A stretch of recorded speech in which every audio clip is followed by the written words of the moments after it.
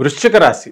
ఈ వృశ్చిక రాశి వారికి జూన్ నెల 2024 సంవత్సరానికి గాను ప్రొఫెసర్ డాక్టర్ ముల్లపూడి సత్యనారాయణమూర్తిని నేను మాస రాస ఫలితాలు చెబుతున్నాను. ముందుగా మనకి ఈ వృశ్చిక రాశి వారి యొక్క గ్రహస్థితి ఏ విధంగా ఉందంటే, కుజుడు మనకి మేషరాశిలో 1 జూన్ నుంచి ఉండడం, అలాగే ఈ యొక్క రవి 14 మే నుంచి 15 జూన్ వరకు వృషభ రాశిలో ఉండడం, తర్వాత శుక్రుడు 19 మే నుంచి 12 జూన్ వరకు వృషభ రాశిలో, తదనంతరం మిథున రాశిలో, అలాగే బుధుడు 31 మే నుంచి వృషభ రాశిలో 14 జూన్ వరకు, ఆ తదనంతరం మనకి మిథున రాశిలో బుధుడు ఉండడం, ఈ కేతువు మనకి కన్యా రాశిలో, శని కుంభరాశిలో, మరి ఈ యొక్క రాహువు మీన రాశిలో ఉండడం జరిగింది.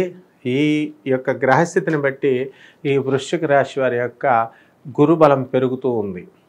పెరగడం వల్ల క్రిందటి సంవత్సరం కంటే కూడా మనకి మే 1, 2024 సంవత్సరానికి గాను మనకి ఈ మేషరాశి నుంచి వృషభ రాశిలోకి వచ్చాడు. కాబట్టి చక్కగా ఈ వృశ్చిక రాశి వారికి గురుబలం పెరగడం వలన వృత్తి, వ్యాపార, ఉద్యోగ విషయాల్లో అనుకూలత మంచిగా ఉంటుంది.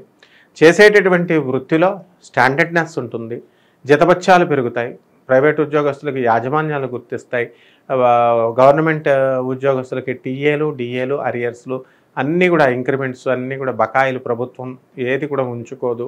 మరి అదేవిధంగా ఈ యొక్క రాజకీయ నాయకులు ఎవరైతే ఉన్నారో అటువంటి రాజకీయ నాయకులకి చక్కగా ఎలక్షన్లో గెలవడం అనేటటువంటిది జరుగుతుంది. ఇక జిమ్ములకు వెళ్ళేటటువంటి వాళ్ళు, ఎక్సర్సైజులు చేసేటటువంటి వాళ్ళు, వీళ్ళందరూ కూడా బాడీని బ్రహ్మాండంగా మీరు చక్కగా ఆరోగ్యాన్ని సంరక్షించుకుంటూ ఉంటారు. మరి ఈ ఆరోగ్యం పట్ల ఈ వృశ్చిక రాశి వారి యొక్క శ్రద్ధ బాగా పెరుగుతుందన్నమాట. తర్వాత రైతుల దగ్గరికి వచ్చేసరికి వీళ్ళు అద్భుతమైనటువంటి వ్యవసాయాన్ని తీస్తారు. చక్కగా కొత్త పొలాలని ఆకుమణ్ణి అది వేయడము, తర్వాత ఈ టమాటాలు, కూరగాయలు, బీరకాయలు, బెండకాయలు, వంకాయలు ఇటువంటి కమర్షియల్ క్రాప్స్ని పెంచడం ద్వారా, అలాగే చెరుకు సంబంధమైనటువంటి ఈ పంటల్ని వేయడం ద్వారా అధికమైనటువంటి లాభాలు ఈ రైతులు తీసుకోవడం జరుగుతుంది. చక్కగా మనకి గవర్నమెంట్ అంతా కూడా సబ్సిడీల్లో మనకి రైతులకు ఎంతో ఇన్స్ట్రుమెంట్స్ అవన్నీ కూడా ఇస్తున్నారు. ఆ పరికరాలన్నింటినీ కూడా తీసుకుని అగ్రికల్చరల్ సైంటిస్టులు, అగ్రికల్చర్ ఆఫీసర్ యొక్క సలహాల మేరకు రైతులు కనుక ఈ యొక్క ఎరువుల్ని వీటిని వేసుకున్నట్లయితే మంచి పంట, మంచి దిగుబడి వీళ్ళు తీసుకురాగలుగుతారు. ఇక చేపల రొయ్యల చెరువులు చేస్తున్నటువంటి వాళ్ళు బ్రహ్మాండమైనటువంటి వ్యాపారం తీస్తారు, దిగుబడి బ్రహ్మాండంగా ఉంటుంది.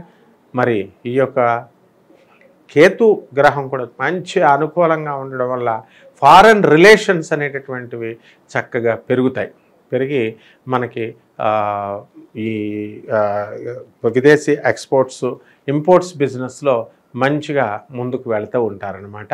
అధిక లాభాలు మీరు తీస్తారు. ఇకపోతే ఈ యొక్క కుజగ్రహ ప్రభావం, స్వక్షేత్రగతుడైనటువంటి కుజుడు మరి మేషరాశిలో ఉండడం, చక్కగా శత్రువులపై ఆధిపత్యం, తర్వాత స్థలాల కొనుగోలులు, మీ పేరు మీద ఉన్నటువంటి స్థలాలు ఏవైతే ఉన్నాయో ఆ స్థలాలన్నీ కూడా మంచి అధికమైనటువంటి రేట్లు రావడం ఈ విధంగా ఉంటుంది. ఆర్మీలో ఉద్యోగాలు చేస్తున్నటువంటి వాళ్ళకి ప్రమోషన్స్ రావడం, క్రీడాకారులకి చక్కటి ప్రోత్సాహం ప్రభుత్వం నుంచి రావడం అనేటటువంటిది జరుగుతుంది. అదేవిధంగా ఈ క్రీడాకారులు ఎవరైతే ఉన్నారో అటువంటి వాళ్ళు వన్డే మ్యాచ్ ఇలాంటి మ్యాచ్లు ఆడేటటువంటి వాళ్ళంతా కూడా ఫారిన్ వెళ్ళడము, ఫారిన్లో కూడా వీళ్ళు వాళ్ళ యొక్క సత్తాని వాళ్ళు చాటుతారనమాట. ఇక విద్యార్థుల దగ్గరికి వచ్చేసరికి విద్యార్థులు చక్కగా చదవడం, మంచి మార్కులు తీసుకురావడం, అలాగే ప్రభుత్వ సంబంధమైనటువంటి ఈ యొక్క కాంపిటేటివ్ ఎగ్జామినేషన్స్లో వాళ్ళు గెలవడము, మంచి రాణింపు రావడం ఇవన్నీ కూడా జరుగుతాయి. సినీ, సంగీత, సాహిత్య రంగాలలో ఉన్నటువంటి వాళ్ళకి మంచి గుర్తింపు, పేరు ప్రతిష్టలు వస్తాయి. మరి కేవలము ఈ హీరోలు, హీరోయిన్లే కాకుండా మరి టోటల్ ఫీల్డ్లో ఫిల్మ్ డిస్ట్రిబ్యూటర్స్, తర్వాత ప్రొడక్షన్ మేనేజర్లు, ప్రొడక్షన్ వింగ్, టెక్నికల్ స్టాఫ్ కూడా చాలా అధికంగా మరి లాభపడడం అనేటటువంటిది వృశ్చిక రాశిలో ఉంటుంది. కొత్త సినిమాలు ఇవన్నీ కూడా వృశ్చిక రాశి డైరెక్టర్లు కానీ, ప్రొడ్యూసర్లు కానీ, హీరోలు కానీ తీసినప్పుడు మంచి సక్సెస్ అనేటటువంటిది చక్కగా వస్తుందన్నమాట. ఇక ఈ ఈ వృత్తిలో ఉన్నటువంటి బ్రాహ్మలు అపరము తర్వాత వృత్తిలో ఉన్నటువంటి బ్రాహ్మలు అధికంగా సంపాదించడానికి నర్మదా పుష్కరాలు ఎలాగో మనకి ఇవన్నీ కూడా జరిగిపోయినాయి. ఆ జరిగిపోయినప్పటికీ కూడా సంవత్సరం అంతా కూడా ఈ నర్మదా పుష్కరాలు ఉంటాయి కాబట్టి మధ్యాహ్నం 12 గంటల నుంచి స్నానాలు చేయొచ్చు కాబట్టి అపర కార్యక్రమాలు చేసేటటువంటి వాళ్ళకి అందరికీ కూడా మరి వృశ్చిక రాశి వాళ్ళకి అధికమైనటువంటి లాభాలు తీయడానికి అవకాశాలు ఉంటాయి. ఇక ఇల్లు లేనటువంటి వాళ్ళు ఇల్లు కొంటారు, స్థలాలు లేనటువంటి వాళ్ళు స్థలాలు కొంటారు, అద్దెల్లో ఉన్న వాళ్ళు పెద్ద ఇళ్లలోకి వెళ్తారు. ఈ వృశ్చిక రాశి వారికి ఒక్కటే ఏంటంటే ఎంత యాక్టివ్గా ఎంత ఉత్సాహంగా ఉన్నప్పటికీ కూడా వీళ్ళు ఫోన్ సంభాషణల వల్ల వీళ్ళు అనవసరమైనటువంటి విషయాలు మాట్లాడడము, అనవసరమైనటువంటి వ్యక్తులతో స్నేహాలు చేయడము, ఆ విధంగా దొంగోళ్ళనే ప్రేమించడం అనేటటువంటి స్థితికి వెళ్ళిపోతారు. అంటే వృశ్చిక రాశి వాళ్ళలో మరి మాకు తెలిసిన వాళ్ళు చాలామంది ఉన్నారు. అటువంటి వాళ్ళు ఏంటంటే మరి మనం చూస్తున్నాం చాలా యాక్టివ్, చాలా మంచివాళ్ళు, కానీ అవతల వాళ్ళు ఒక క్యారెక్టర్లెస్ అయినటువంటి వాళ్ళని, ఆ తర్వాత దొంగతనం వృత్తిలో ఉన్నటువంటి వాళ్ళని మనం మంచి చెప్పినా సరే వాళ్ళు వినరన్నమాట. కాబట్టి ఈ విధంగా ఈ యొక్క శని యొక్క అర్ధాష్టమ శని యొక్క గ్రహ ప్రభావం వలన అనేకమైనటువంటి బుర్ర పనిచేయదనమాట. అనేకమైనటువంటి వ్యవహారాల్లో వీళ్ళు వేలు పెట్టడం అనేటటువంటిది జరుగుతుంది. ఇక రెమెడీస్ దగ్గరికి వచ్చేసరికి ఈ వృశ్చిక రాశి వారికి మనకి శని జపం చేసుకోండి, శని స్తోత్రాలు చదువుకోండి, శనికి కిలోంపావు నల్ల నువ్వుల్ని నల్లని వస్త్రాన్ని పేద బ్రాహ్మణులకు ఇచ్చి దానం చేయండి. ఆ తర్వాత నవగ్రహాల చుట్టూ ప్రదక్షిణం చేయండి. శనీశ్వరుడికి చక్కగా తైలాభిషేకాన్ని చేయండి. ఆ తర్వాత జమ్మి చెట్టుకి చక్కగా నీళ్లు పోసి దూరంగా దీపారాధన అది చేసి శనీశ్వరుడికి చక్కగా ఓం శనైశ్చరాయ నమః అనేటటువంటి మహామంత్రంతో మీరు పూజ చేసుకోండి.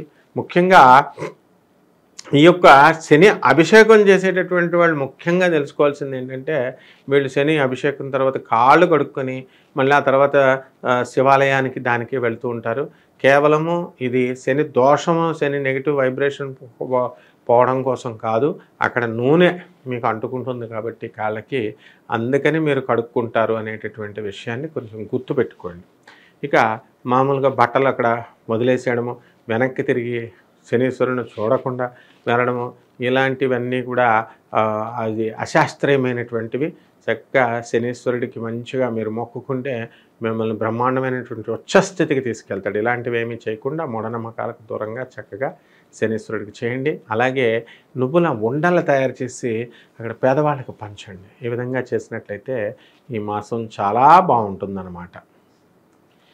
అలాగే ఈ యొక్క శనీశ్వరుడికి మనం ఏం చేయాలండి అంటే శనివారం నాడు చక్కగా ఈ శివుడికి అభిషేకం చేయడం, అలాగే వెంకటేశ్వర స్వామి వారికి కానీ ఆంజనేయ స్వామి వారికి కానీ ఇంట్లోనే మనం పూజ చేసుకోవాలి. చక్కగా ఆంజనేయ స్వామి వారికి వడమాల వేయడము, తమలపాకుల దండ వేయడము, ఆ తర్వాత శ్రీ వెంకటేశ్వర స్వామి వారికి మన ఇంట్లో పూసినటువంటి తులసి ఆకులతో, తులసి మూలతో చక్కగా శ్రీ వెంకటేశ్వర స్వామి వారికి ఓం నమో వెంకటేశాయ అనే మంత్రంతో కానీ, లేకపోతే ఆంజనేయ స్వామికి ఓం హం హనుమతే నమః అనేటటువంటి మహామంత్రంతో మీరు కనుక పూజ చేసినట్లయితే ఇంకా అద్భుతమైనటువంటి ఫలితాలు మీకు రావడం జరుగుతుంది.